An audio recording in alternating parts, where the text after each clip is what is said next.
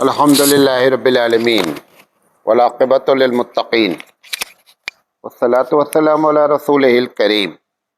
محترم حضرات، فکری و تہذیبی ارتداد، اسباب اور مسائل کا حل، اس پر ہم آپ سے لگاتار بات کر رہے ہیں، اور اب ہم بات کر رہے ہیں تہذیبی ارتداد کے بارے میں۔ ویسے اس کا سیریل نمبر 39 ہے، اور تہذیبی ارتداد کے لحاظ سے اس کا سیریل نمبر 8 ہے۔ میں یہ بات کر رہا ہوں آپ سے کہ سبھیتا، تہذیب، کلچر کو کیسے بگاڑا جاتا ہے، اور جب وہ بگاڑا جاتا ہے تو مسلم دنیا کی جو تہذیب ہوتی ہے اس کی شناخت کیا ہوتی ہے، ختم ہو جاتی ہے۔ اس کا بہت نقصان ہوتا ہے۔ اس میں سے سب سے بڑا نقصان، وہ اگر مجھے وقت لگا تو ہم اس پر بات کریں گے کہ کیا کیا نقصان ہوتا ہے۔ سب سے بڑا نقصان یہ ہوتا ہے کہ جس کی بنیاد پر لوگ اسلام کو پسند کرتے ہیں، اسلام کو قبول کرتے ہیں، تو قریب ہونے کے بجائے کیا ہوتے ہیں، دور ہو جاتے ہیں، اور وہ یہ سمجھتے ہیں کہ ہم میں اور ان میں کوئی خاص فرق نہیں ہے۔ یہ سب سے بڑا نقصان ہوتا ہے۔ بہرحال وہ انشاءاللہ زندگی رہی تو ہم کچھ بات کریں گے۔ تو ایک طریقہ یہ ہوتا ہے کہ ہماری تہذیب کو خراب کرنے کا، کہ دوسروں کی جو رسمیں ہیں، دوسروں کے جو طریقے ہیں، ان کو ہمارے اندر کیا کر دیا جاتا ہے، داخل کر دیا جاتا ہے۔ اور مزے کی بات یہ ہے کہ مذہب کے نام پر داخل کیا جاتا ہے۔ یہ سب سے بڑی، یہ تو لباس کے بارے میں صالحین کا جو لباس ہے، اگر اس میں دیوبندی علماء کو ہٹا دیا جائے تو جس طریقے سے آپ دوسرے علماء کو دیکھیں، ان کا لباس دیکھیں، اگر شیروانی بھی پہنیں گے تو اتنی چٹک بھٹک لگتا ہی نہیں کہ یہ کوئی عالم ہے۔ صدری پہنیں گے تو چٹک بھٹک، صافہ باندھیں گے تو پیلا، نیلا، کالا، پیلا، جو مطلب حتیٰ کہ بعض لوگوں نے اپنی شناخت اس رنگ کو دے دیا ہے جو حدیث میں صراحتاً بعض رنگ کیا ہے، منع ہے۔ یہ تو دیوبندی علماء سے مراد جو بھی دیوبندی مسلک کے لوگ ہیں، ان لوگوں نے سب سے زیادہ جو ہے وہ سفید کپڑے کو، جو حدیث میں آیا کہ اللہ کے رسول صلی اللہ علیہ وسلم زندوں کے لیے بھی سفید پسند فرماتے تھے اور مردوں کے لیے بھی، تو وہ چیزیں ایک دم ختم ہوئی۔ اب جب یہ دو ڈفرینٹ کلر کے ہمارے پاس رنگ آئے، آپ کو حیرت ہوگی کہ جو غیر لوگ ہیں، کسی کے پاس سوائے ایک دو قوم کے، ایک دو بابا لوگوں کے، کسی کے پاس سفید رنگ نہیں ہے۔ سب کے پاس الگ الگ کلر ہے، اور وہ کلر ہم نے بھی کیا کر لیا، اپنایا۔ تو لہذا ان کو کہیں نہ کہیں کنفیوز ہوتا ہے اسلامی تہذیب سے۔ جھنڈا لے لیجئے، اسلام میں جھنڈے کا تصور صرف جہاد سے ہے۔ جب آدمی جہاد کرے تو جھنڈا ہو، اور وہ جھنڈا عموماً نبی کریم صلی اللہ علیہ وسلم کے زمانے میں جو جہاد کے لیے جھنڈا نکلتا، وہ عموماً دو طریقے کا ہوتا تھا، یا تو کالا ہوتا تھا یا سفید ہوتا تھا۔ حالات خراب ہوتے تھے تو عموماً کالا ہوتا تھا، جب حالات اچھے ہو جاتے تھے تو سفید جھنڈا ہو جاتا تھا۔ ایک مرتبہ صرف ایسا ہوا ہے کہ سامنے والے کو نفسیاتی طور پر جنگ ہرانے کے لیے، کیونکہ اگر ایک ہی ایک کلر کا جھنڈا لیا جاتا تو وہ سمجھ رہے تھے کہ یہی اتنی فوج ہے جو بار بار آ رہی ہے۔ فوج وہی تھی، جھنڈے کا کلر بدل کر کے سامنے والے کو متاثر کر دیا گیا کہ الگ الگ ٹکڑیاں آ رہی ہیں۔ بس ایک موقع غالباً ہے، بقیہ اسلام میں ہمیشہ جھنڈا۔ اب آپ نے کیا کیا، آپ نے عید میلاد النبی پہ پہلے بڑی کوشش کیا کہ جھنڈا کوئی آ جائے، نہیں آ پایا۔ اب نتیجہ یہ نکلا کہ اس میں 20 کلر ڈال دیے گئے جھنڈے میں۔ اچھا، اور حیرت یہ ہے، جھنڈے کی جو ڈیزائن ہے، آپ دیکھیں جو مندروں پہ جھنڈے ہوتے ہیں یا RSS کا جو جھنڈا ہے، اس کی شکل تکونی ہے۔ وہی ہم لوگوں نے کیا کر دیا، مسجد پر بھی لگا دیا، قبروں پر بھی لگا دیا۔ تو اس طریقے سے کیا ہوا کہ ہم اپنی تہذیب مذہبی معاملے میں بھی کیا ہو گیا، خراب ہوا۔ اسی طرح جلسہ اور جلوس ہے، یہ جو آپ کے نعت پڑھنے میں پیسہ دیا جا رہا ہے، ابھی کل پھر ایک بوال ہوا ہے، ایک ویڈیو ابھی وائرل ہو رہا تھا تو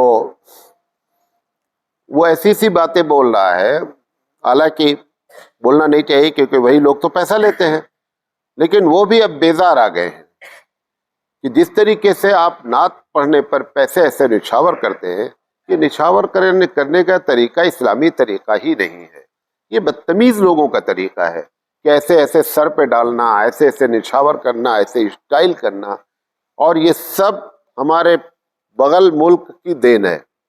پہلے یہ سب چیزیں وہاں ہوتی ہیں، پھر اس کا جو بچی کچی کھرچنی ہوتی ہے وہ یہاں آتی ہے، تب یہ حالت ہوتی ہے۔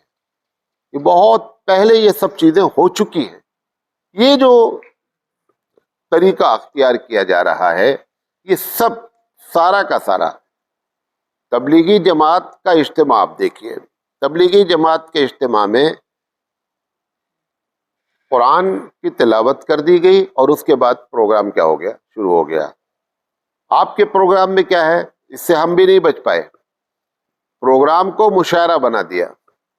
ہمیں پروگرام کا مطلب، اچھا یہی ان کے یہاں بھی ہوتا ہے، اگر آپ ان کے دھارمک پروگرام دیکھیں تو ایک مرتبہ انہوں نے پڑھا کوئی کویتا، پھر دوسری مرتبہ کویتا، پھر کویتا پہ کویتا، وہی ہم نے بھی چالو کر لیا، اور ہم بھی جو ہے حمد پڑھ رہے ہیں، پھر نعت پڑھ رہے ہیں، اور بے تکی نعتیں پڑھتے ہیں یہ، اور پھر اس پر پیسے سے نچھاور کرتے۔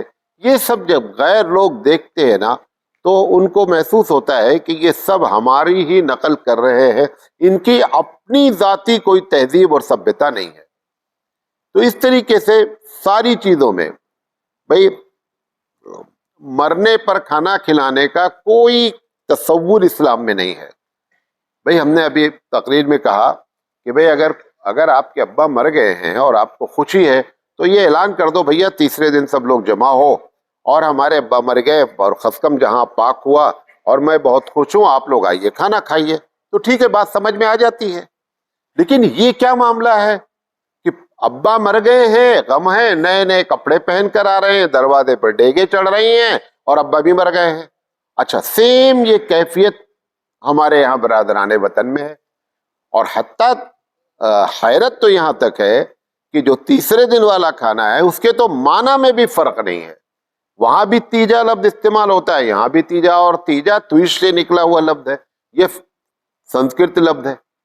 تو اتنا اس حد تک آپ نے ہماری تہذیب کو گڑبڑ کیا اور ہماری تہذیب کے اندر ملاوٹ پیدا کی کہ ہماری مذہبی چیزیں بھی اپنی جگہ پر کیا ہے، باقی نہیں رہ گئیں۔ تو اس کی وجہ سے جب تہذیب بگڑتی ہے تو یہ اس کے برے نتائج برآمد ہوتے ہیں۔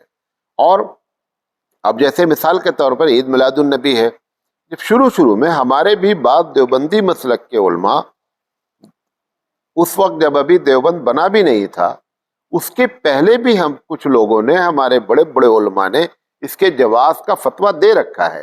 کیا کہ بھئی ایک آدمی نبی کی ولادت پہ خوش ہو کر کے لوگوں کو، غریبوں کو کپڑا دے رہا ہے، لوگوں کو کھانا کھلا رہا ہے، خوشی میں جو ہے وہ اللہ کے رسول کی حمد اور تعریف بیان کی جا رہی ہے، ان کے اس پر تقریریں ہو رہی ہیں، ایسے فتوے شروع میں دیے گئے، لیکن کسے معلوم تھا کہ فتوے کا نتیجہ جو ہے وہ ڈی جے نکل آئے گا؟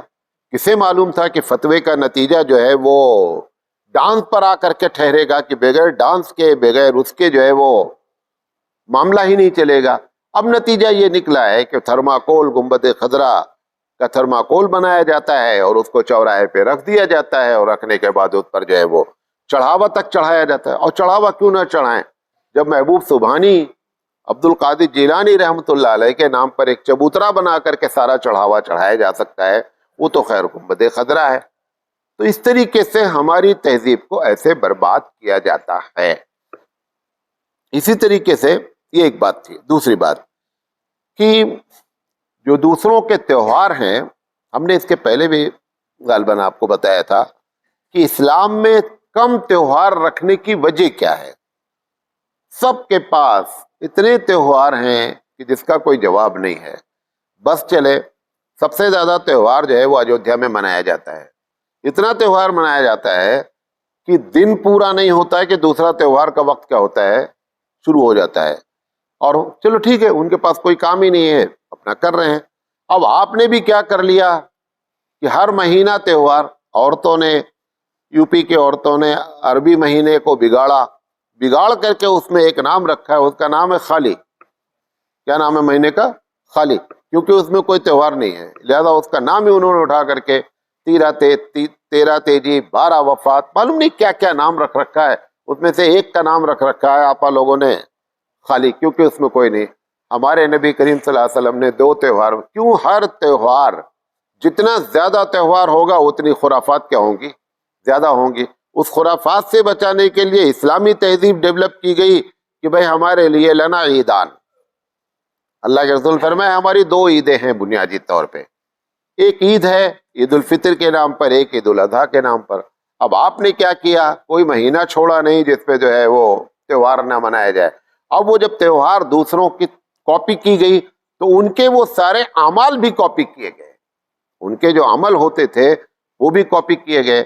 اب آپ کبھی تصور کر سکتے ہیں نبی کریم صلی اللہ علیہ وسلم کے نام پر کیک لایا گیا، اور کیک کو ہیپی برتھڈے انگریزی گانا گا کر کے، اور پھر نبی کریم صلی اللہ علیہ وسلم کی جو ہے وہ عید میلاد النبی کے موقع پر، اور یہ سب کرنے والے مختلف کلر کے صفحہ والے ہیں، مختلف کلر کے. یہ تو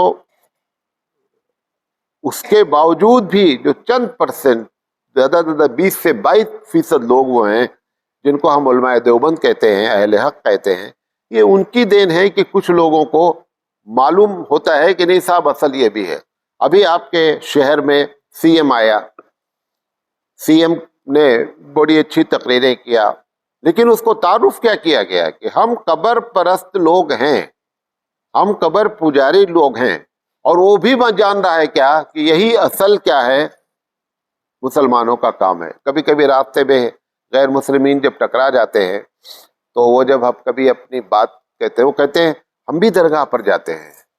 وہ یہ سمجھتے ہیں کہ سارے بھارت کے مسلمان جو ہے وہ قبر پجے ہیں، لہذا وہ فوراً بولتے ہیں ہم فلاں کی درگاہ پہ ہم بھی جاتے ہیں، ہم بھی چادر چڑھاتے.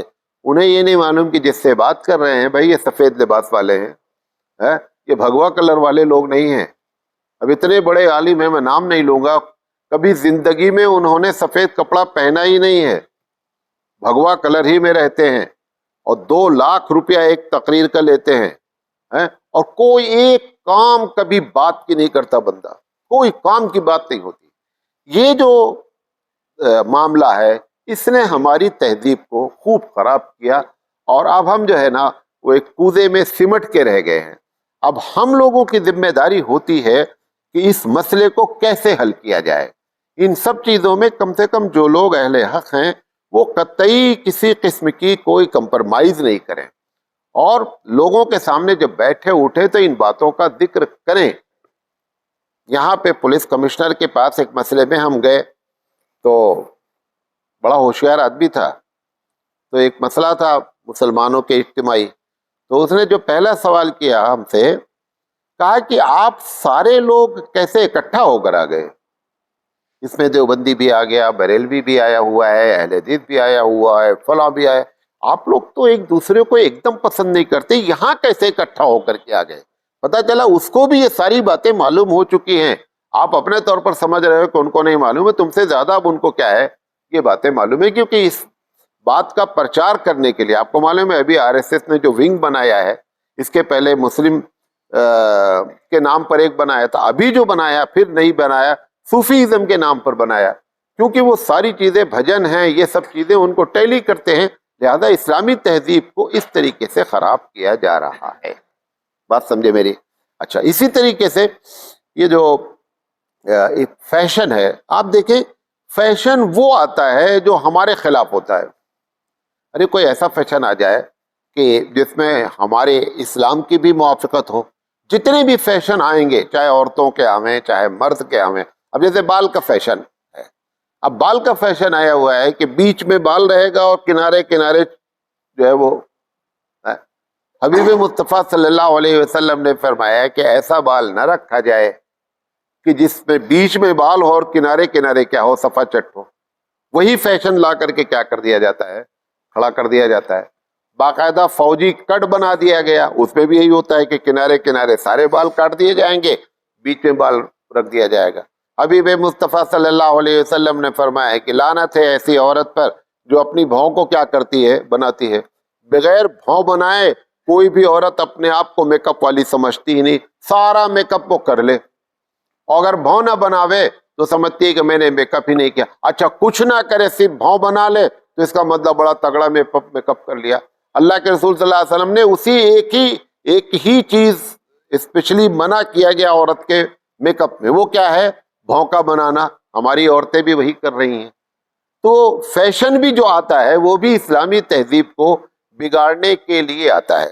اب جیسے فیشن یہ ہے کہ آپ پائجامہ ہے، پینٹ ہے، کوئی بھی چیز ٹخنے کے اوپر نہ پہنے۔ اسلامی تہذیب یہ ہے کہ ٹخنے کے اوپر رہے۔ ایسا پریشرائز کر دیا گیا کہ دیندار لوگ جو دین کی جماعت سے تعلق رکھتے ہیں وہ بھی اپنا پائجامہ اور اپنا پینٹ ٹخنے کے نیچے رکھنے پہ فخر محسوس کرتے ہیں۔ اسلامی تہذیب ایسے بگاڑی گئی۔ ایک جملہ اور بول رہا ہوں، بہت غور سے سنیے گا۔ بہت سی چیز، اس کو آپ پکڑنے کی کوشش کیجیے گا ورنہ یہ باؤنسر جائے گا۔ جتنی چیزیں اللہ کے رسول صلی اللہ علیہ وسلم نے تہذیبی لحاظ سے منع کیا ہے، مثال کے طور پر پانی بیٹھ کر پیئے، کھڑے ہو کر پانی پینا منع ہے، لیکن کبھی نہ کبھی اللہ کے رسول نے بھی کھڑے ہو کر پانی پی لیا ہے۔ اس کی ہم انشاءاللہ اس جمعرات کو سوال آیا ہے، اس پر ہم پوری بات کریں گے ایسا کیوں ہے۔ جیسے آپ نے کہا کہ کھڑے ہو کر پیشاب نہ کیا جائے، لیکن ایک مرتبہ ایسا بھی واقعہ ہو گیا کہ آپ نے کھڑے ہو کر کے پیشاب کیا ہے۔ ایسی بہت سی چیزیں جس کا تعلق روز زندگی سے ہے، منع کیا گیا ہے، لیکن پوری لائف کا ایک آدھ واقعہ کیا ہو جاتا ہے اس کے خلاف۔ لیکن ایک چیز ایسی ہے، یہ پائجامے والی بات، کہ کبھی بھی حبیب مصطفیٰ صلی اللہ علیہ وسلم نے ٹخنے کے نیچے پہنا ہی نہیں ہے۔ جیسے پانی آپ کو بتایا نا کہ ایک مرتبہ پی لیا کھڑے ہو کر کے، پیشاب کا بھی بتایا ایک مرتبہ کھڑے ہو کر لیا، لیکن یہ پائجامے کا معاملہ جو ہے نا، یہ کبھی بھی حبیب مصطفیٰ صلی اللہ علیہ وسلم کی پوری زندگی میں ایک مرتبہ بھی ایسا نہیں ہوا کہ آپ کا پائجامہ آپ کے ٹخنے کو ڈھانکے ہوئے ہو، کبھی نہیں ہوا۔ مولانا تھانی رحمۃ اللہ علیہ نے یہ نقطہ نکالا، بڑی بات کہی کہ ہر ایک کے کہیں نہ کہیں آ گئی یہ بات، لیکن بے پائجامے کے بارے میں قطعی نہیں آیا۔ میں بہت سے لوگوں کو منع بھی کیا۔ ایک طرف ایک آدمی کہتا ہے میں رسول سے محبت کرتا ہوں، محبت کا تقاضا ہوتا ہے کہ آپ کو کتنا بھی اچھا لگے، آپ کو وہ اچھا لگے جو رسول کو اچھا لگے، بھلے دنیا والے اس میں فائدہ تلاش کر پاویں یا دنیا والے اس کے فائدہ نہ تلاش کر پاویں۔ جیسے نبی کے داڑھی کا معاملہ ہے، داڑھی عرب کلچر ہے، غور سے سنیے گا، داڑھی عرب کی تہذیب ہے، لیکن اس تہذیب کو اللہ کے رسول صلی اللہ علیہ وسلم نے لا کر کے اسلامی تہذیب میں کیا کر دیا؟ داخل کر دیا۔ اب یہ جملہ بول رہے ہیں نہیں یہ سنت ہی تو ہے، یہ تو سنت ہی ہے۔ ارے بھائی، سنت صرف کرنے کے لحاظ سے ہے، حکم کیا ہے اس کے بارے میں اس بات کو دھیان ہی نہیں دیا جا رہا ہے۔ نبی کے یہ بھی دوسری بات ہے، نبی کریم صلی اللہ علیہ وسلم نے کبھی بھی گال سے لگی داڑھی رکھی ہی نہیں ہے، کبھی زندگی میں نہیں رکھی، ایک مرتبہ بھی نہیں رکھی۔ جیسے وہ پائجامے والی بات بتائی نا، ایسے یہ بھی بات آپ کو بتا رہا ہوں، ہمیشہ داڑھی آپ صلی اللہ علیہ وسلم کی، میں نہیں کہہ رہا ہوں کتنا رکھیں کیا رکھیں، آپ وہ فتویٰ مجھ سے نہیں پوچھے، وہ تو جو فتاوے ہیں میں، لیکن یہ بات کا چیلنج کے طور پر وہ پائجامے والی یہ بات کرتا ہوں۔ اور یہ دونوں کام وہ لوگ کر رہے ہیں جو اپنے آپ کو سمجھ رہے ہیں بڑے دیندار ہیں۔ اسلامی تہذیب پہلے بڑوں کی بگاڑی جاتی ہے، پھر نیچے والے کیا ہوتے ہیں؟ کرپٹ ہوتے ہیں۔ اگر رسول سے محبت ہے تو رسول کے طریقے پر آئیں، تب تہذیبیں ہماری کیا ہوں گی؟ برقرار ہوں گا۔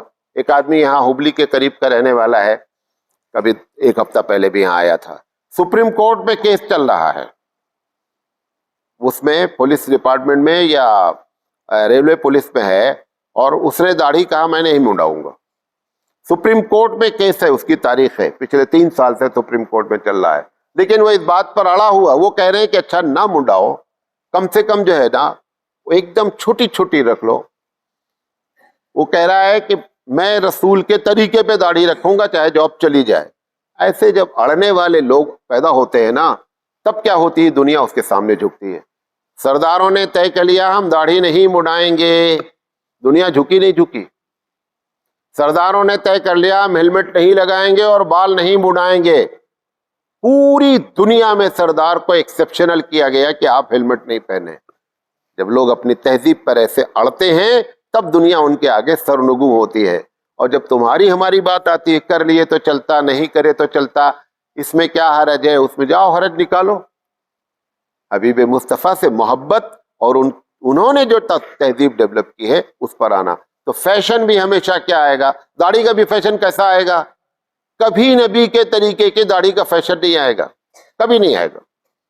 پاجامہ بتایا کبھی بھی فیشن نہیں آئے گا. اچھا اگر آ بھی گیا ہے, آپ لوگوں کے دماغ میں ہو رہا ہے کہ آج کل آدھا پینٹ پہن رہے ہیں, دیکھا ہے نا, گھٹنے سے تھوڑا نیچے ذرا سے چوک جائے تو گھٹنا کھل جائے, وہ فیشن آیا. تو وہ بھی کیا ہے, گرچہ پنڈلی کے بہت اوپر تک ہے, وہ بھی ایک طریقے کے کسی دھیرے دھیرے اوپر اٹھانے کا معاملہ ہے. یہ اوپر اٹھانے کے لیے یہ نیچے سے اٹھایا جا رہا ہے, یہ سارا چکر ایسے ہے. تو فیشن بھی ڈیولپ ہوتا ہے اسلامی تہذیب کو برباد کرنے کے لیے. آخری بات کہہ رہا ہوں کہ جو تہوار دنیا والے ہیں, میں نے بتایا نا, اس تہوار میں جو سب سے خطرناک چیز داخل کی جاتی ہے کہ آپ کی رسم شرک پہ جا کر کے منتہی ہو. نہیں سمجھے, شرک پر اس کا منتہا ہے. جو بھی رسمیں ایجاد ہوں گی آپ ایک مرتبہ غور سے دیکھ لیں, ہر شرک کا آخری نتیجہ کیا نکلے گا, ہر رسم کا آخری نتیجہ کیا نکلے گا, شرک نکلے گا. جب تک شیطان شرک پر لا کر کے آپ کو نہیں کھڑا کر دے گا تب تک اس کو چین نہیں ہے, کیونکہ اس کو سب سے زیادہ اس بات سے دلچسپی ہے کہ بندہ نماز نہیں پڑھے. 3 کام میں اسے بڑی دلچسپی ہے, نماز نہیں پڑھے, نمبر 2 اذان کا جواب نہیں دے. معلوم آپ کو, یہ میں نے اس دن بھی کہا تھا نا, آج پھر کہہ رہا ہوں, آپ کسی دن آخر میں بیٹھ کر کے دیکھیں کہ آج 5 اور آپ لوگوں کو کوئی کام نہیں ہے سوائے روز نماز, کلاس, کھانا پینا, آپ بھی 5 وقت کی اذان کا جواب نوٹ کریں کسی دن نہیں دے پاتے. آپ کبھی شروع کریں گے اللہ اکبر سے, اشہد ان لا الہ الا اللہ پہ ختم ہو جائے گا. میں نے ایک کلاس کو 4 روم کی جماعت کو بتایا تھا کہ آپ ایک دن مجھے بتائیے, 1 ہفتہ ہو گیا اب تک نہیں بتا پائے کوئی کہ میں آج 5 وقت کی نماز اذان کا جواب دیا ہوں. دوسرا کام کیا ہے, شیطان کا نماز, تو 90% نمازی ختم ہو گئے. اور تیسرا کام ہے ایسی رسمیں کا ایجاد کرانا جو شرک پر جا کر کے ختم ہو. یہ باتیں ہماری تہذیبوں کو بگاڑتی ہیں. اب اس میں 2 باتیں اور رہ گئی ہیں انشاءاللہ. ایک یہ ہے کہ جو تہذیب چھا جاتی ہے اس کی وجہ کیا ہوتی ہے, اور اسلامی تہذیب اور غیر اسلامی تہذیب میں بنیادی فرق کیا ہے. یہ دونوں باتیں انشاءاللہ ہم کریں گے. اللہ تعالیٰ سے دعا ہے کہ اللہ تعالیٰ کہنے سے زیادہ عمل کرنے کی توفیق عطا فرمائے.